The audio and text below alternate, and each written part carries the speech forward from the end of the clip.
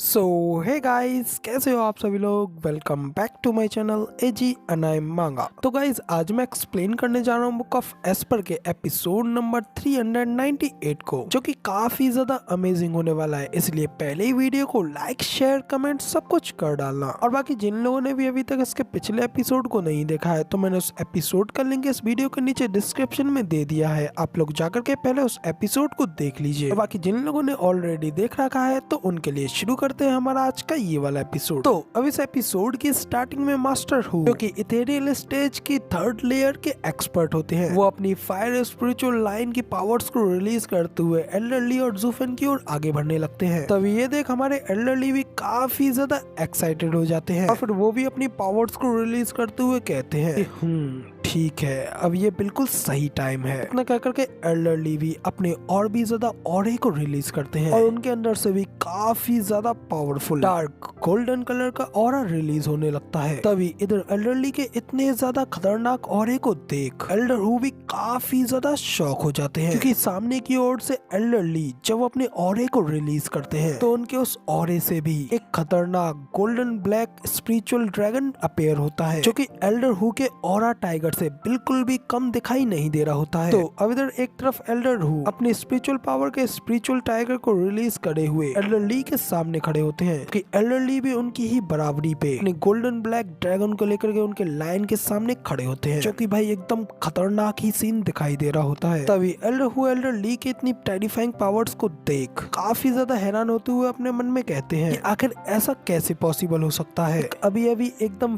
Fresh ethereal stage में कदम रखा हुआ कल्टीवेटर आखिर ऐसे कैसे मेरे जैसे एक थर्ड लेयर के अनुभवी इथेरियल स्टेज के एक्सपर्ट के सामने खड़ा है। डैम इट, अब तो मैं अपने आप के ऊपर एक ग्रेट पावरफुल एक्सपर्ट होने के ऊपर बिलीव नहीं कर पा रहा हूँ, जो कि मैं अपनी इन पावर्स के साथ इस नौसीखे को भी हैंडल नहीं कर पा रहा हूँ। इतना कहकर के एल्डर हु बड़ी तेजी से एल्डर ली के ऊपर अटैक करने के लिए आगे बढ़ते हैं, जबकि दूसरी ओर से एल्डर ली भी ईंट का जवाब पत्थर से देने के लिए एकदम तैयार खड़े होते हैं। तो दोनों ही लोग एक दूसरे के पंचेस से पंचेस टकराते हैं, जिसकी वजह से वहाँ पे काफी ज्यादा पावर्स रिलीज होने लगती हैं और कोई भी किसी से भी कम नहीं पड़ रहा होता है। फिर वो दोनों लोग एक दूसरे के ऊपर लगातार पंचेस पे पंचेस मारने लगते हैं, और क्योंकि वो दोनों ही एक्सपर्ट्स इथेरियल स्टेज की खतरनाक पावर्स को अपने पंचेस में रिलीज कर रहे होते हैं, इस वजह से जूफेन भी उनके पंचेस से निकली पावर वेव से बचने की कोशिश करता है। और न सिर्फ जूफेन के लिए उनकी पावर्स का इम्पैक्ट इतना ज्यादा होता है कि उन लोगों के नीचे खड़े दोनों इथेरियल स्टेज के एक्सपर्ट्स को भी वहाँ पे नीचे खड़े होने में काफी ज्यादा परेशानियों का सामना करना पड़ रहा होता है। वो लोग भी जैसे तैसे उनके अटैक वेव से बच रहे होते हैं। तभी एल्डर लैंग भी ये सब देख हैरान होते हुए अपने मन में कहते हैं, क्या किसी ने मुझसे कहा नहीं था कि टियानियो में कोई भी इथेरियल स्टेज का एक्सपर्ट नहीं है और हम लोग जब चाहे उन्हें अपने कब्जे में लेकर के मार सकते हैं। लेकिन अब यहाँ पे देखो, यहाँ पे न सिर्फ एक इथेरियल स्टेज का एक्सपर्ट है, बल्कि वो हमारे इस भयानक टाइगर के साथ भी लड़ सकता है। लेकिन अभी फिलहाल ये सिचुएशन कम्प्लीटली हमारे कंट्रोल से बाहर नहीं निकली है, क्योंकि हमारे पास अभी भी नंबर्स का एडवांटेज है। इतना कहकर के Elder who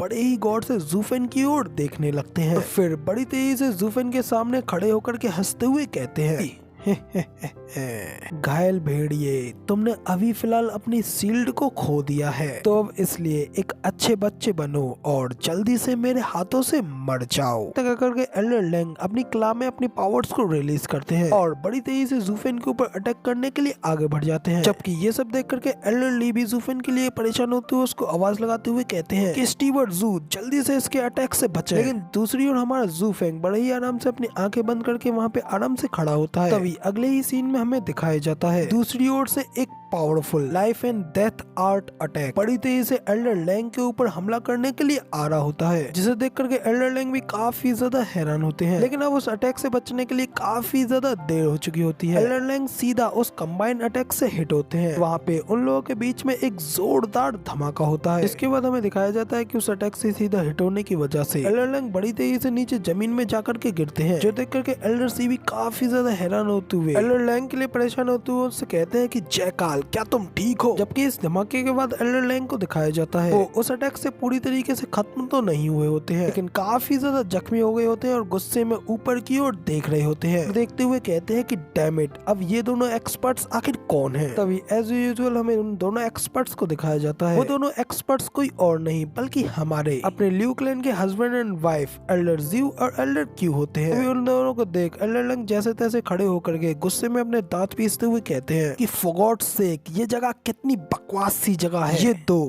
peak radiant stage experts भी मुझे चोट पहुंचा सकते हैं। तुम लोगों की मुझे हर्ट करने की हिम्मत भी कैसे हुई? मैं तुम लोगों के अभी के अभी टुकड़े टुकड़े कर दूंगा। इतना कह करके एल्डर लैंग बड़े ही ज्यादा गुस्से में फिर से उन लोगों के ऊपर अटैक करने के लिए आगे बढ़ने लगते हैं, लेकिन तभी एल्डर सी उन्हें रोकते हुए कहते हैं कि ब्रदर अभी कुछ देर रुको। इतना कह करके एल्डर सी अपनी घिनौनी हंसी हंसते हुए कहता है कि इन दोनों एक्सपर्ट्स को तुम मेरे लिए छोड़ दो, स्पेशली तौर पे वो ब्यूटी, उसका मजा तो मैं ही लूंगा। अब इधर जैसे ही एल्डर सी अपने घिनौने मुंह से एल्डर ज़्यू के बारे में ऐसा कहते हैं, अपनी बीवी के बारे में सुनकर के एल्डर क्यू बड़ी तेजी से नीचे जमीन पर उतरते हैं और एल्डर सी के ऊपर गुस्सा करते हुए कहते हैं कि तुम डैसहोल, अभी अभी तुमने क्या कहा? तो अब एल्डर क्यू के इतने ज्यादा गुस्से में देख लुफेन भी उन दोनों एल्डर से कहता है एल्डर क्यू और सिस्टर ज़्यू वो दोनों एक्सपर्ट्स इथेरियल स्टेज की सेकंड लेयर पर हैं, तो इसलिए आप लोगों को उन दोनों को संभाल पाना काफी ज्यादा मुश्किल होगा, यहाँ तक कि फिर चाहे तुम दोनों लोग एक साथ ही क्यों ना हो। तो अब इधर ज़ूफेन की ये बात सुन एल्डर ज़्यू भी कहती हैं कि मेरा ये ओल्ड बुड्ढा अब काफी ज्यादा उत्साही हो गया है, यहाँ तक कि अब मैं इसे रोक भी नहीं सकती। लेकिन स्टीवर्ट ज़ू आप बिल्कुल भी चिंता ना करें, हमने इसे कवर कर लिया है। तो तभी एल्डर ज़्यू की बात सुन ज़ूफेन भी उनसे कहता है कि सिस्टर ज़ू इधर आओ और मेरी बात सुनो। तो इधर ज़ूफेन की ये बात सुनकर के एल्डर ज़्यू ज़ूफेन के पास जाती है। तभी ज़ूफेन भी उनके कान में कुछ कहता है जिसके बारे में फिलहाल हमें कुछ भी बताया नहीं गया होता है, हमें बस सीधा इतना दिखाया जाता है कि ज़ूफेन की बात सुनने के बाद एल्डर ज़्यू और ज़ूफेन हंसते हुए एक दूसरे की ओर देखने लगते हैं। अभी अगले सीन में एल्डर ज़्यू ज़ूफेन को वहाँ पे छोड़ एल्डर क्यू की ओर आगे बढ़ जाती है, जबकि इधर ज़ूफेन एल्डर लैंग के सामने खड़े होते हुए उनसे कहता है कि तुम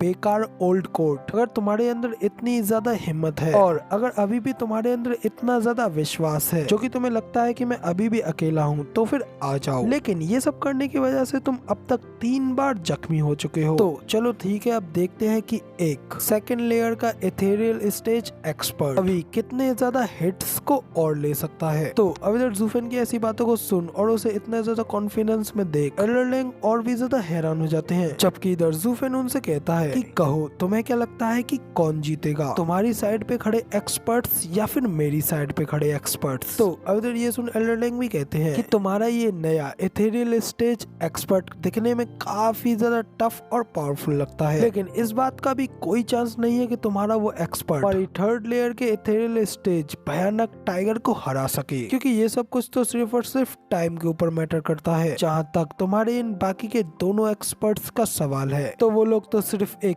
पीक रेडिएंट स्टेज एक्सपर्ट्स हैं और वो लोग सिर्फ एक साथ कंबाइन होकर के ही एक इथेरियल स्टेज एक्सपर्ट की पावर्स को अनलिस्ट कर सकते हैं। लेकिन वो लोग फिर भी किसी भी तरीके से हमारे स्नेक एक्सपर्ट जो कि एक सेकंड लेयर का इथेरियल स्टेज एक्सपर्ट है, वो लोग उसके सामने बिल्कुल भी टिक नहीं सकते। तो अब इधर एल्डर लैंग की ये बात सुन ज़ूफेन भी कहता है ठीक है, तो फिर इससे ये सब आसान हो जाएगा, मैं यहाँ पे मुश्किल से ही टिक रहा हूँ और तुम यहाँ पे उनके नतीजे आने का इंतजार कर रहे हो, लेकिन जब तुम अपने फ्लैंक्स की ही देखभाल करोगे तो इस तरीके से तुम्हें मुझे अपने कब्जे में लेना तो काफी ज्यादा आसान हो जाएगा, नहीं? अगर ज़ूफेन की ये बात सुन करके एल्डर लैंग को भी एक हल्का सा झटका लगता है और फिर वो इसी के साथ सोचते हुए अपने मन में कहते हैं हाँ बिल्कुल, जब हम जीतेंगे तो फिर तो मैं इस बच्चे को फिर से बुरी तरीके से टॉर्चर करूंगा।